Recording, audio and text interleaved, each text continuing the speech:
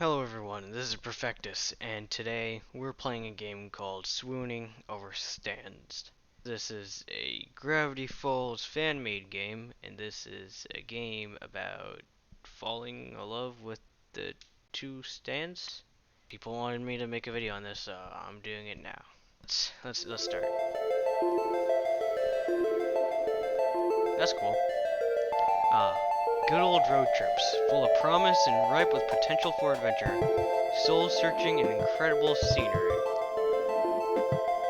Or at least, that's what you thought before the novelty wore thin. As of now, your legs are cramping up. You've exhausted your travel playlist 2 times over, and your stomach is begging for something to eat. On top of all of that, you're pretty sure you're lost. Driving through the Oregon paints a picture of trees, and more trees, especially on the endless winding roads that you're taking up north. All that breaks the pattern is a sign that zips past with the words that you're just able to make out: Gravity Falls. The road continues on, giant redwoods looming on both sides. You can find yourself anticipating something, but as you drive on, you can feel it. Something strange is bound to happen here.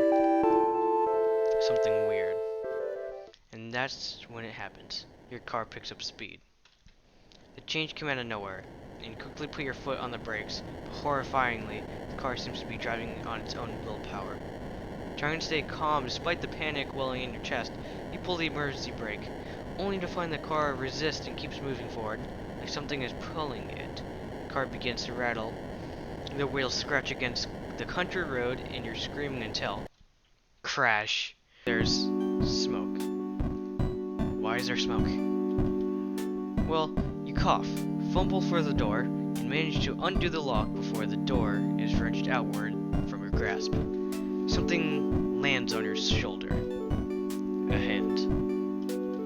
Are you alright? A man stands at your open car door. His hand on your shoulder leaves to tilt your head up, and he pulls a flashlight from his coat, shining it in your eyes. 2 blinks, and he lets your chin go. His eyes dart over the rest of you, looking for injuries, still stunned. All you do is watch. What's your name?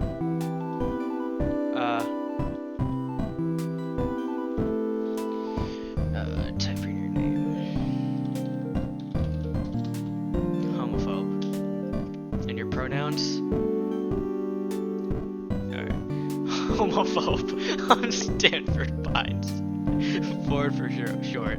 I would shake your hand, but you look shaken up enough as it is. You seem fine, as far as I can tell, but you shouldn't head back there anytime soon. Where on earth were you driving in such a hurry? You open your mouth to explain when a voice calls from inside the house. Poindexter, this better not be one of your experiments again. I've had this place rebuilt too many times to... The owner of the voice walked out of the house and stopped slack-jawed at the side of your car. In the side of, you're guessing, his house. My name. No, I must have done something wrong. A wire mix-up, perhaps, or the potentiometer. They're talking about your other mistakes, Sixer. Oh, right. Hey, look, it's fine, alright? Sure, there's a dent in the hood from the shack's what? And a crack in the windshield that looks like an ominous triangle. Well, I'm sure she'll still run? She'll, what? Try to start up the car. It sputters, but ultimately nothing happens. You feel like crying. Oh. Well, let's call a tow truck for the unfortunate soul here and forget. I'll take care of it. You're right. It is cheaper to tow yourself, Sixer. Get that magnet gun out again. No, Stanley. I'm going to fix this. What? Ha, you fix this mess? I figured out a few alien vehicles in my time. Nah, are you kidding me? I'd take some sort of miracle worker to bring this baby back to life, and this miracle worker is on vacation. Stanley, a moment. Before instantly turn away and you're left to your thoughts. Who could anticipate a car accident like this in the middle of a road trip? You can take care of the car, but how are you going to get home? They run buses out here, right? So you take a bus out of here, and then... Ford clears his throat, shifting a little awkwardly in place. Seems like they finished their talk. So there are a few options. My brother Stanley here could drive you out to town to find a place to stay for the night. Or you could stay the night here. We have some maps and information you can look at in the gift shop, and in the morning we can help you with the car. What do you say? Just as you're about to answer, another high-pitched voice comes from inside the house. This is Mabel. I think Grim will stand picture this. A whole week of, oh my gosh. No. The girl that runs out of the house comes to a halt at sight of your car. Oh great. Grunkle Ford. Why is it that everyone automatically thinks I'm at fault? Well, this time it is my fault, but I've invited Homophobe here to stay with us for the night. If you'd like, I'm sure I can fix this. I just have to figure out how. Stanley sighs. I can take a look. Being on vacation is pretty boring, and the old Stanmobile hasn't needed a tune-up yet, so it wouldn't be too bad to work on something in the meantime. Thank you, Stanley. I'm sure I can put something together from the gadgets I have laying around if you need any specialized tools to help you get with your job. Let me introduce myself. I'm Mabel. You can ask me anything. I pretty much know everything there is to know about this place. Wait, hold on. I haven't even said anything yet. I appreciate your offer to let me stay and to repair your car. Yeah, it'll be good as new in my hands. I mean, look at my Stanmobile. She's been through the ringer who knows how many times she's still at Butte. He points out a red car parked a distant way. You can really see how beautiful it is at this distance, but you sound really confident. Well, this turn of events is suspicious. For Paris, free lodging? What is this? The setup to a murder? You can see the headline now. Unsuspecting tourist dies mysterious death in backwater town. But at least the jury's still out on these people. Cost of auto repair anywhere else would show you no mercy. Well, I accept. Thanks for the help. My apologies again. What an embarrassment. I must have made such an elementary mistake. As the pines lead you inside the house, Mabel leaves her number in your phone for you to call whenever, and you find out that Ford's twins goes by Stan. This part's the house, but just outside that door is the Mystery Shack. Hey, you ever been to the Mystery Shack before? I wanted to, actually. I saw a bumper sticker while I was on the road and got curious. You're interrupted by a loud triumph. Ha! Those bumper stickers were a good investment, and Sixer says that they're too plain and graphically simplistic. And I don't think I have an address on. Stanley, how is anyone supposed to find the place to attract customers? Sixter, did you hear that? Well, they're graphically simplistic. I don't know how he found the place, let alone thought what is the Mystery Shack was compelling. I kinda like it. See? He kinda liked it. Hey, I like you, homophobe. How about I give you a tour sometime tomorrow? Regular price.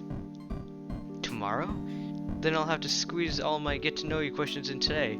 Homophobe. Tell me, Capyra, yes or no? At the moment, a boy passes in the hallway at the far doorway and Ford calls out to him. Dipper, my boy, I'm surprised I didn't see you run to the scene of the crime. Crime? What crime? I have an alibi. What? I swear. Oh, you have something with you. Hey, I'm not suspicious at all. Did you guys see that car in the side of the shack though? For a second, I thought the Minotaurs were back in the Grudge. Yes. About that. Dipper, meet homophobe. I don't know, that's so funny. I've driven his car here by accident. He's staying here for the time being. Sorry, stranded his car here? You crashed it? Yeah, the S in shack fell on it and everything, and the windows are cracked. One window, the windshield. And homophobe was lucky to make it out alive. He's fine, no injuries, thankfully. The magnet gun's rather safe despite never having been tested in a formal setting. Yeesh, did you not, take safety precautions or anything? Actually, the irony of the situation is that I was trying to install a safety precaution. Hey, if you two are gonna do your nerd talk, I'm gonna get homophobe set up. Mabel, sweetie, why don't you show homophobe around? Let him stay in the storage room. That's still empty, right? I'll make it empty. The rest of the day consists of Mabel showing you the storage room you'll be staying in, and then the kitchen, and the living room, and the hallway. and the bathroom, and pretty much a comprehensive tour of the mundanities of a regular house. Eventually, you find out that the family is even more extended than you knew. The decorative dollies make a lot more sense knowing a grandmother normally lives here, and her grandson, Zeus. Or was it Zeus? Whatever the name. You look forward to meeting him when he comes for work in the morning. When you go up to the attic, Mabel opens the door to reveal Dipper, stuck in his book. But you catch him occasionally glancing up at you as he pretends to read. The next member of the family snorts up at you from Mabel's bed. A rotund pink peg, who Mabel declares as her best friend and partner in crime, Waddles. The two are a perfect match, right down to the chubby cheeks and boopable noses. And in the evening, you've still been in disbelief over the state of your car, your family dinner, and after dinner. Returning to the storage room Mabel had shown you earlier, you find an air mattress waiting for you, and more pillows and sheets than a summer night warrants. You wake to the weak glare of sunlight streaming in through the small, high window in the wall. You can't remember your room having this kind of feature, or any hotel or motel room for that matter. And then yesterday comes crashing back to you. Glance at the time to see that you've slept into the afternoon, experiencing that the accident yesterday must have left you tired out. Despite having been assured yesterday, even that you are free to do anything in the fridge, you still feel like you're imposing on the Pines family and try preparing as polite a guest breakfast as you can. You wash your dishes in the sink before you leave. Just as you're about to exit the kitchen, you bump into Ford. Excuse you're yes, from yesterday, of course. For a good solid moment, Ford regards you in awkward silence. Ford clears his throat. I believe Stanley's taking a look at your car outside, if you want to be there for it. You give a nod, and make to leave for real this time when Ford speaks up again. And, homophobe? I'm sorry again for the accident. If I'd been smarter let's just say it's entirely my fault, and you shouldn't worry about this at all. When it comes down to it, Stanley does have a knack for cars. I predict you'll be back on the road in a matter of weeks. Weeks? You can't keep the dismay off your face, and you can't really bring yourself to try to either. What am I going to do with weeks? Ford, who'd gone kind of uncomfortable and closed off when your face fell, recovers at the prospect of a question he can answer. Well, there's the town to tour, of course, and the mystery shack. But if you ask me, all that pales in comparison to... Hold on, you hear that? Ford turns to the kitchen doorway to investigate. Sounds like... The sound comes again, and this time you hear it as well. The squeal of a pig, followed by a pair of quick footsteps running down the stairs. Waddles tumbles past the open kitchen doorway, and Mabel comes into view soon after, a few sheets of paper clutched in hand. Ford steps quickly out of the kitchen, and you follow to the doorway, getting there just in time to see the apparent tug-of-war between Mabel and your pig, or a saliva-covered sheet of paper. The paper rips, and after nearly toppling backwards from her efforts, Mabel recovers, snatching the scrap of ripped paper from Waddle's jaws, and lifting both pieces up victoriously. Aha! Mabel wins again. Now I just gotta crinkle Ford. Ford, who'd run forward and held a hand out to steady this energetic child when she'd been in danger of toppling over, now finds a number of crumpled sheets of paper shoved into his hands. Mabel tugs urgently at his coat. Crinkle Ford, you have got to help me! Ford kneels down to face Mabel with a serious, though concerned look. Slow down, Mabel. What's the matter? Dipper found a stack of pages from your old journals, and I walked in, and Waddles ran up and started eating one, and he must have been chewing it on to warn me, Crinkle Ford, because look! Mabel takes the ripped halves of paper back from Ford's hands and joins them together, holding it for Ford to see. I see. And you took it as a warning? Yes. It says here that it eats small dogs, and Waddles is a small pig. Well, he sort of looks like a dog from far away, and Waddles must have feared for his life. Waddles seems to second his notion with a snort, or not, as it seems the pig is lounging adorably a short distance away in the hallway. You can't imagine what this dangerous predator could be. Some kind of wolf? Something bigger? You're certainly not so keen on staying anymore. Remember the pterodactyl I told you about? Wiles was so scared that time I can't let him leave my side. Pterodactyl? Suppose pigs are allowed in museums around here. How about I finish that repellent I never got around to completing? That'll keep Waddles safe from harm. Mabel flops down on the floor in relief. Crinkle Ford, you're an actual lifesaver. Waddles, you'll have nothing to fear. Ford chuckles, lifting himself out of the kneel and standing back up. Alright, I'll go get my recipe. Ford turns to leave, and you suddenly remember that with nothing better to do for the weeks you're going to be here, it won't hurt to get a no Ford. He seems to know that there is to do around town, anyway, and you'll need that to not die of boredom in the first week. Or more suppressingly, you could go check on your car and see what Stan's made of it so far. You're not exactly eager to face seeing your car in the side of the house again, though.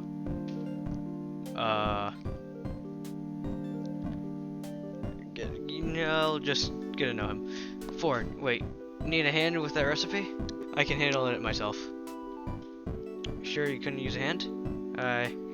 Ford looks away then, and you follow his averted line of sight to Mabel, who's just mouthed something that you couldn't catch.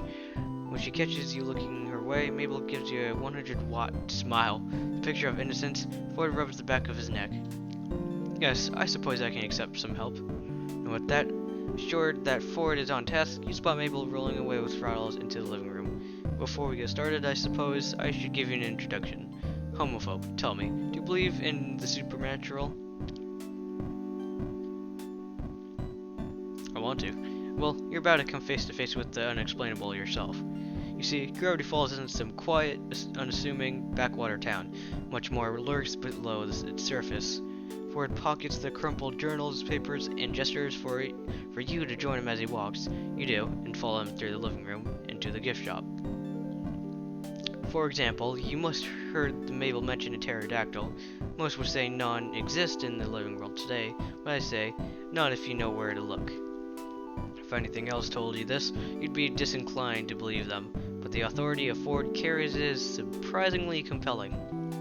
Ford reaches under the cashier counter and retrieves a packet of vintage-looking gum, inspecting it for a moment before slipping it in his pocket. He looks around in thought.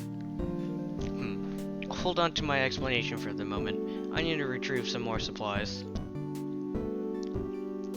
Ford ushers you out the gift shop entrance so that you can find yourself on the outside of the shack, and shuts the door behind you.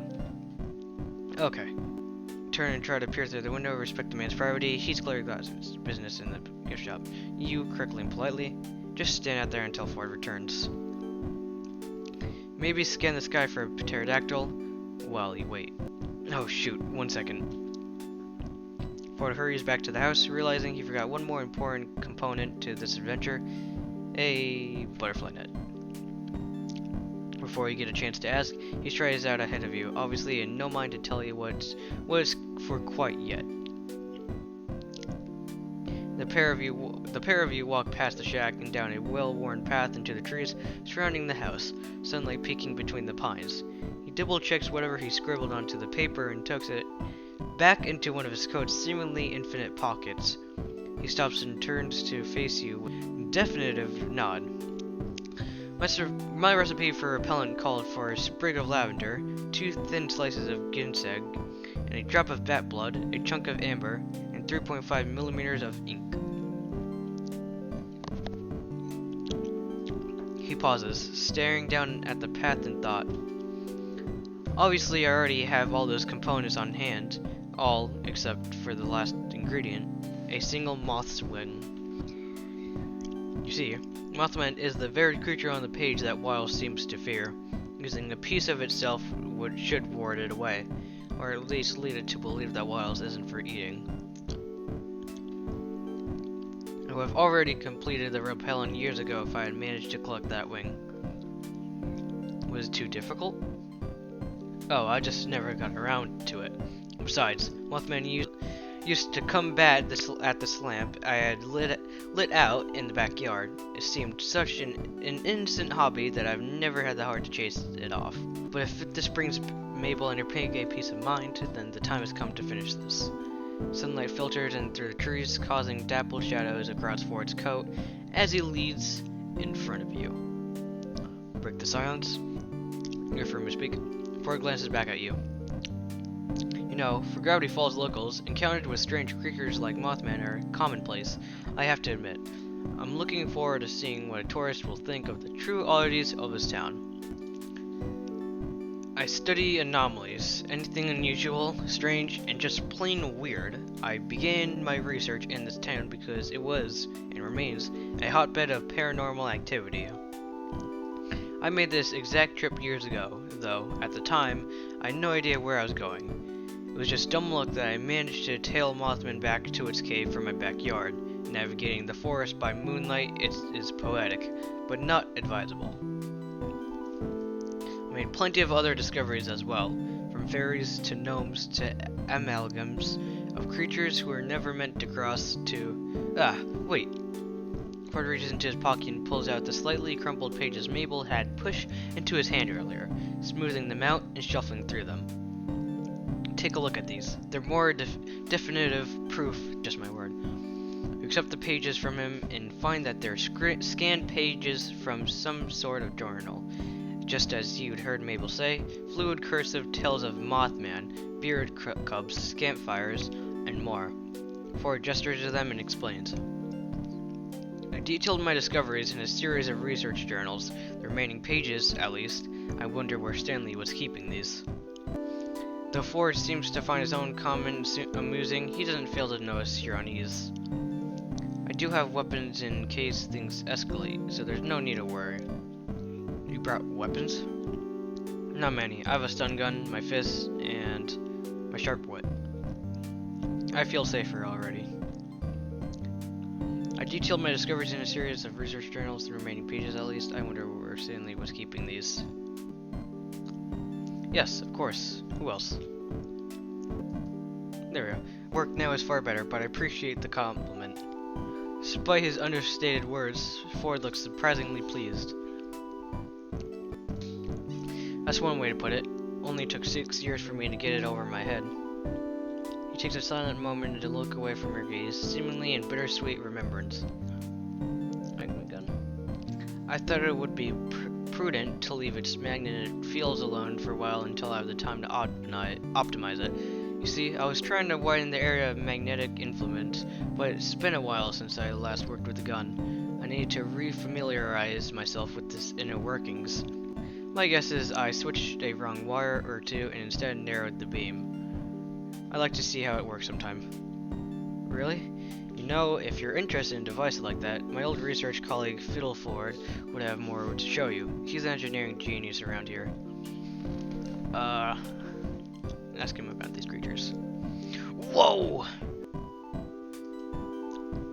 Yes, that's how we'll get the moth ring. And why not use mothballs as repellent?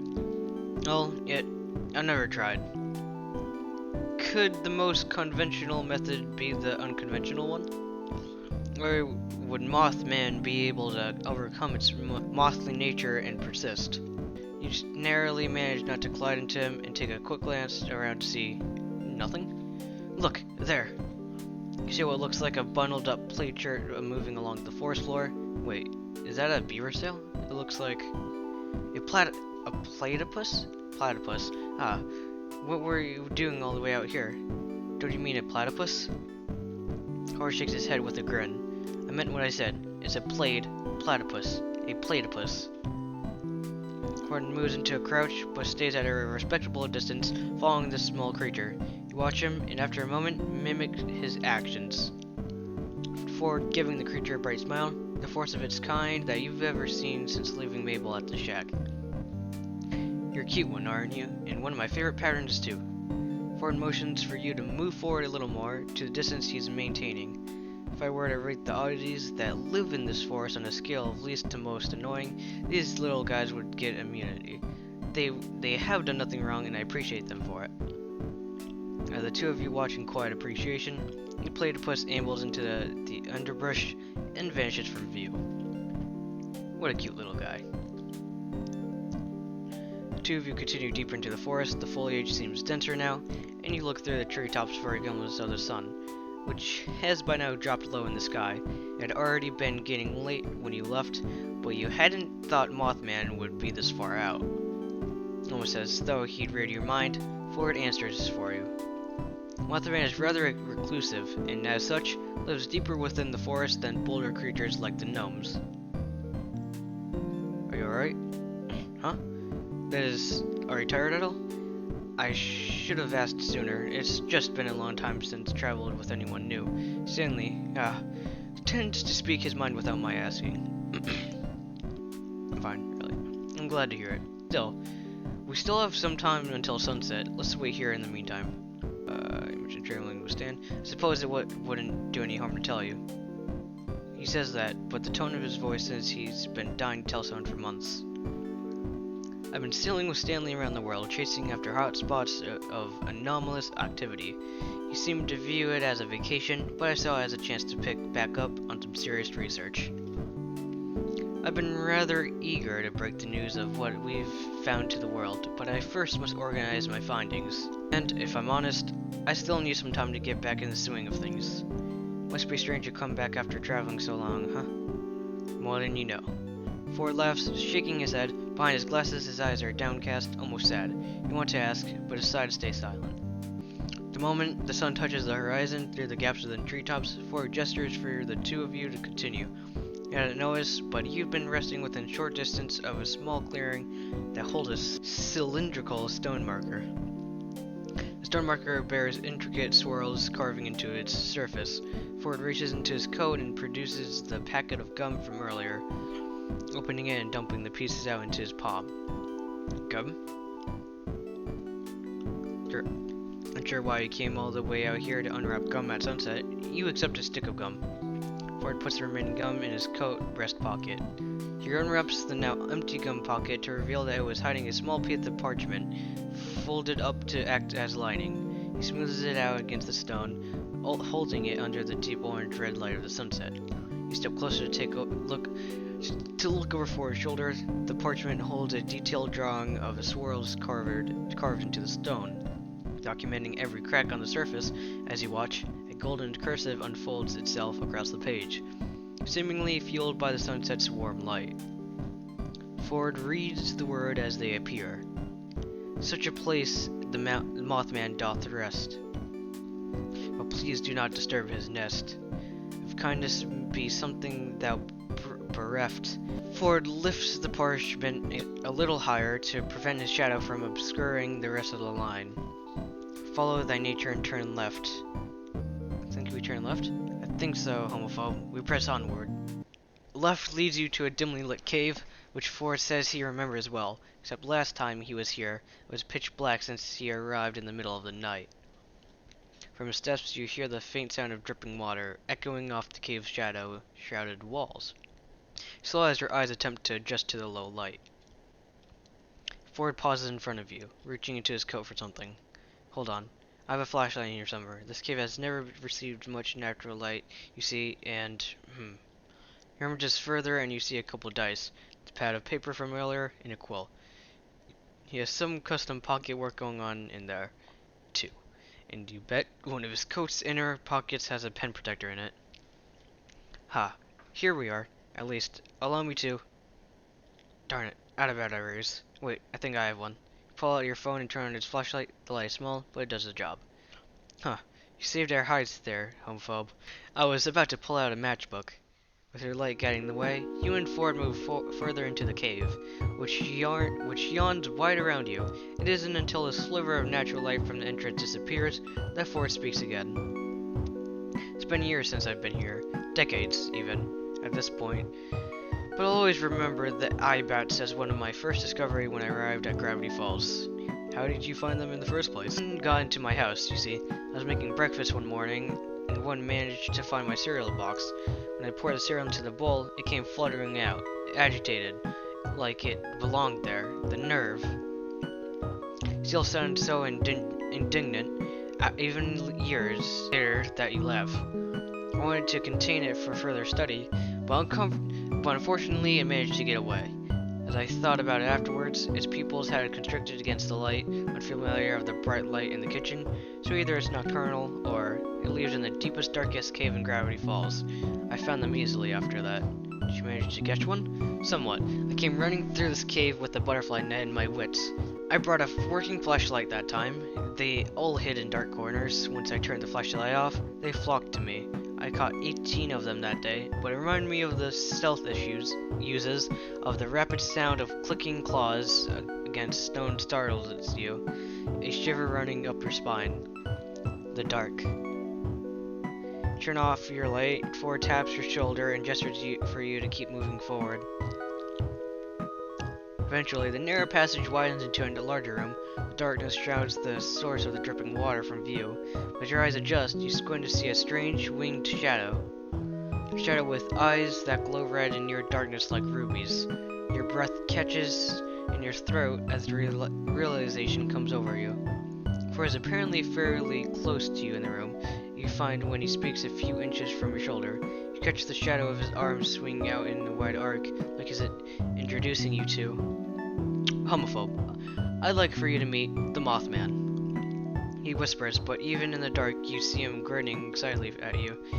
Ford looks between you and the Mothman, apparently hoping for a dramatic reaction. Your speechlessness seems to satisfy him. Don't worry, he hasn't noticed this yet. Where's the Mothman? The hell? I don't even see him. Don't worry, he hasn't noticed us yet. Here's a plan. You make contact with Mothman, and I pulls out a butterfly net in a large lidded jar. Now where that one came from within his coat of mysteries is lost to you. We'll capture one of the 100 moths that compromise it. Yes, and turns out into 100 black witch moths. It's like experiencing a swarm of locusts, surprising when you're not expecting it. Remember, even just a light touch is enough. You steel yourself, awaiting Ford's signal. He waves his hands to coax you forward, and then it's up to you to decide how to, well, make contact. Stealth. You tiptoe towards the Mothman, remembering Ford's comment on the dark and trying to channel your inner stealth skills. Of course, that's the moment your phone decides to start blasting Taking Over Midnight by Insander.